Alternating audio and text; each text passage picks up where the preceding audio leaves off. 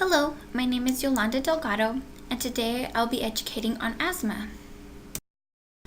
First off, what is asthma? Asthma is a chronic lung disease that inflames and narrows the airways. Asthma causes recurring periods of wheezing, chest tightness, shortness of breath, and coughing.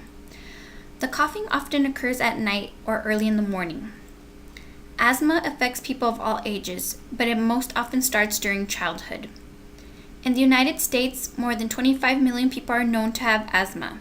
About 7 million of these people are children.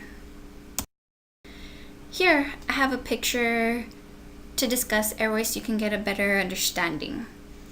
The figure A, it shows the location of the lungs and the airways in the body. Figure B shows a cross-section of a normal airway. Figure C shows a cross-section of an airway during asthma symptoms. Sometimes asthma symptoms are mild and go away in their own or after minimal treatment with asthma medication. Other times, symptoms continue to get worse. When symptoms get worse or intensify, you're having an asthma attack. Asthma attacks are also called flare-ups or exacerbation.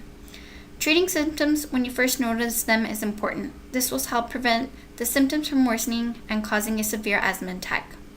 Severe asthma attacks may require emergency care, and they can also be fatal.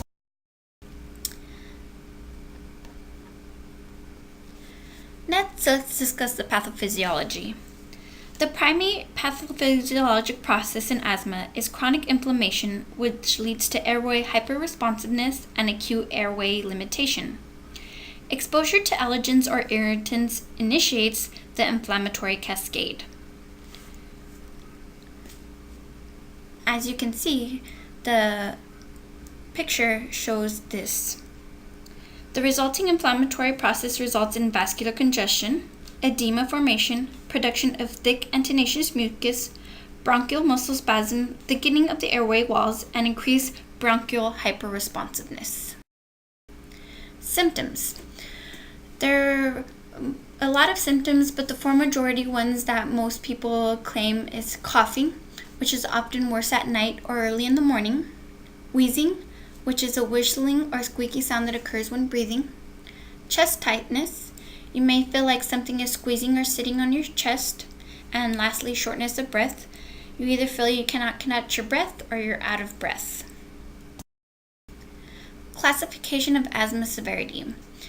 We have 4 different classifications. First is mild intermittent. Mild intermittent symptoms up to 2 days a week and up to 2 nights a month.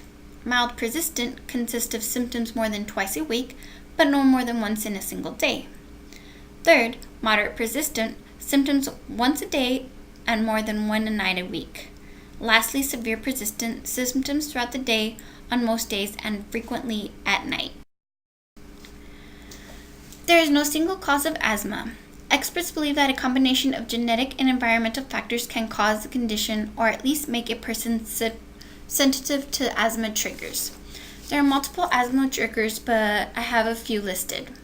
Pollution, smoking, household chemicals, genetic, fatty food, dust or irritants, pets, bacteria, and viruses. Diagnosis. Underdiagnosis of asthma is common. A detailed history is important in determining if a person has had a previous attack of a similar nature, often precipitated by a known cause. When visiting your doctor, he may ask about your family history of asthma or allergies. It is important to let your doctor know whether the symptoms seem to happen only during certain times of the year, in certain places, or if they get worse at night. Your doctor may also want to know the factors that seem to trigger your symptoms or worsen them. Next, they'll follow with a physical examination. Your doctor will listen to your breathing and look for signs of asthma or allergies. These signs include wheezing, a running nose, or swollen nasal passages, and allergic skin conditions such as eczema. Also, a chest x-ray in an asymptomatic patient with asthma is usually normal, but needs to be obtained as a baseline or on initial diagnosis. A chest x-ray obtained during an acute attack usually shows hyperinflation and may reveal other complications of asthma such as mucoid impactation, pneumothorax, or atelectasis. Other tests. An elevated serum eosinophil count and elevated serum immunoglobulin levels are highly suggestive of atopy, with diseases and allergic tendency, which may be the etiology of a person's asthma. Allergy skin testing may be of some value to determine sensitivity of specific allergens. However, a positive skin test does not necessarily mean that an allergen is causing the asthma attack.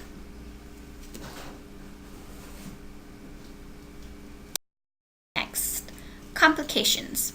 You can have status asthmaticus.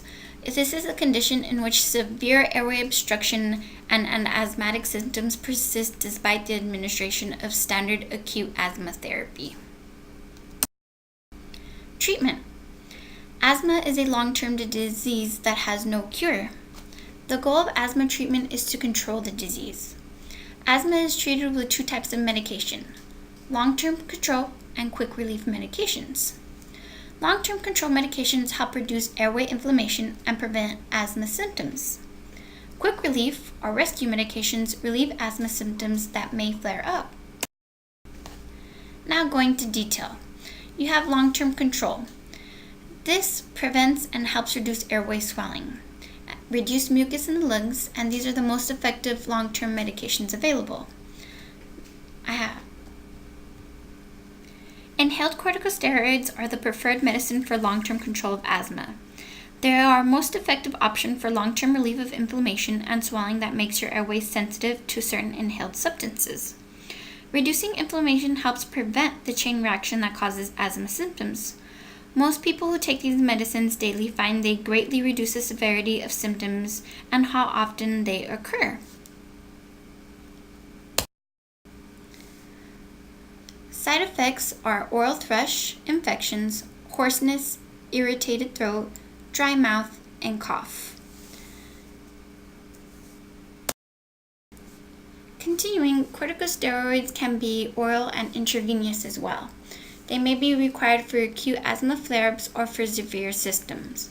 Examples include prednisone and methylprednisolone. Side effects are skin changes, increased appetite, obesity, peptic ulcers, hypertension, muscle weakness, and immunosuppression.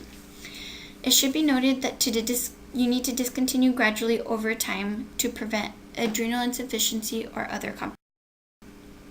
Next, we have short-acting and long-acting beta antagonists. These medications open up the airways. They might be added to inhaled corticosteroids to improve asthma control. Inhaled long-acting beta-2 agonists should never be used on their own for long-term asthma control.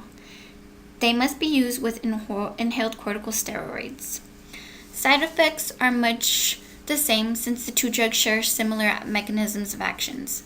Side effects include drying of oral mucosa, cough, flushing of skin, and bad taste. Other medications used in the treatment in asthma are leukotriene modifiers are oral medications that are taken by mouth. They help block the certain chain reaction that increases inflammation in your airways.